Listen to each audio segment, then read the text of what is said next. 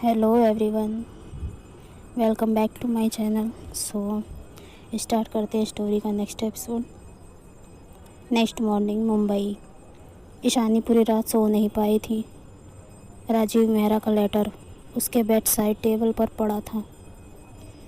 हर बार जब वो उस लेटर को देखती, उसकी ज़िंदगी का एक नया सच सामने आ जाता। तुम मेरी बेटी हो, लेकिन खून से नहीं। ये लाइन उसके दिमाग से निकल ही नहीं पा रही थी। तभी उसका फ़ोन बजता है। सानवी कॉलिंग। सानवी सानवी पूछती है, पैकिंग हो गई? ईशानी बोलती है, अभी कर रही हूँ। सानवी बोलती है, फ़्लाइट 3 घंटे में है। ईशानी बोलती है, तुम मेरी बॉस हो या पार्टनर? सानवी हल्का हंसी के साथ बोलती है, सिचुएशन के हिसाब से दोनों। महीनों बाद ईशानी के चेहरे पर सच्ची मुस्कान आई। शाम तक दोनों कोलकाता पहुंच गई।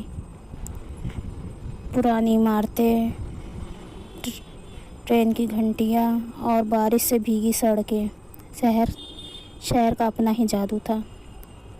एयरपोर्ट से निकलते वक्त ईशानी खिड़की के बाहर देख रही थी। ईशानी बोलती है, शायद मेरी कहानी यहीं से शुरू हुई थी।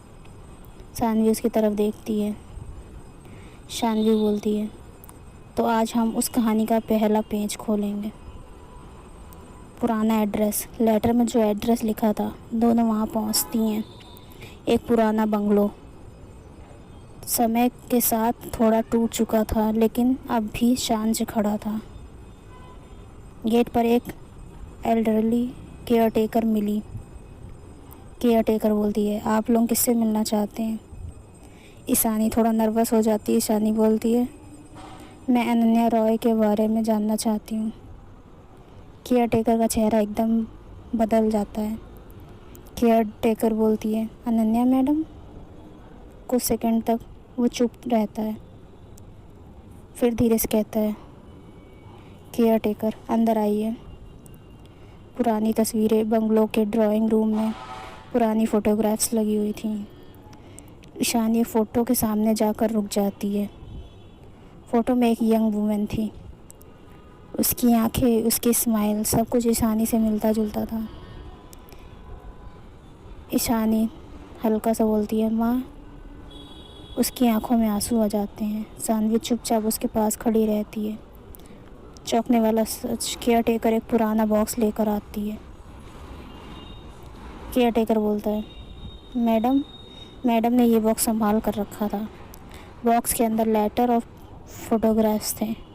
एक न्यूज़पेपर की क्लिपिंग भी थी। हेडलाइन देखकर सब शॉक हो जाते हैं। Industrialist couple dies in mysterious fire. Date वही डेट थी जिसका जिक्र राजीव मेहरा ने लेटर में किया था। लेटर देखते वक्त ईशानी को एक डायरी मिलती है। डायरी अनन्या रॉय की थी। उसने पहला पेज खोला। उसमें लिखा था, आज मेरी बेटी 1 साल की हो गई है। ईशानी के आंसू रुक नहीं पाते। वो पेजेस पलटने लगती है। अचानक एक एंट्री पर उसकी नज़र रुक जाती है। महेश मल्होत्रा ने हमें धमकी दी है। अगर हम उसके इलीगल प्रोजेक्ट के डॉक्यूमेंट्स बाहर लाए तो वो हमारी फैमिली को ख़त्म कर देगा। रूम में सन्नाटा छा गया। सानवी बोलती, ओ गॉड। अब सब कुछ कनेक्ट हो रहा था। दूसरी तरफ मुंबई में महेश मल्होत्रा अपने ऑफिस में बैठा था। विराज अंदर आता है। विराज बोलता है, वो कोलकाता पहुंच चुकी है। महेश गुस्से से टेबल पर हाथ मारता है। महेश बोलता है, मैं 25 साल पहले की गलती दोबारा नहीं दोहराऊंगा। विराज बोलता है, प्लान रेडी है। महेश की आंखों में खतरनाक चमक आ जाती है। होटल के टेरेस पर रात का समय था। ईशानी और सानवी होटल के टेरेस पर खड़ी थीं। नीचे कोलकाता की रोशनियां चमक रही थीं। हवा में अजीब सी शांति थी, लेकिन ईशानी के दिल में तूफान था। ईशानी बोलती है, मेरी पूरी ज़िंदगी एक झूठ थी। सानवी बोलती है, नहीं। ईशानी बोलती है, कैसे नहीं? सानवी बोलती है, राजीव और उनकी वाइफ ने तुम्हें अपनी बेटी बनाकर पाला, वो प्यार झूठ नहीं था। ईशानी की आंखों में फिर आंसू आ जाते हैं। ईशानी बोलती है, मैं बहुत लकी थी ना। सानवी बोलती है, बहुत।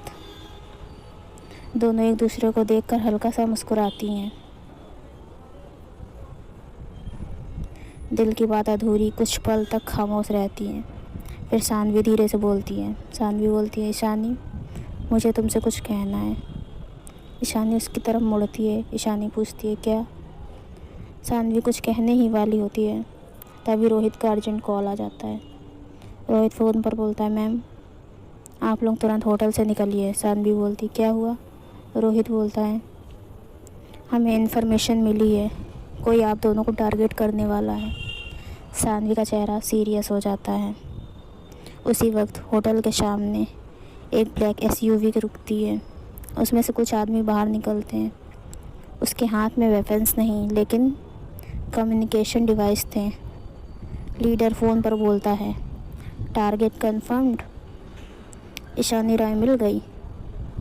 टेरेस पर खड़ी ईशानी को बिल्कुल नहीं पता था कि पहली बार किसी ने उसे उसके असली नाम से पुकारा था, ईशानी रॉय। सो गाइस, देखते हैं आगे क्या होता है। If you like then like share and subscribe. Bye bye.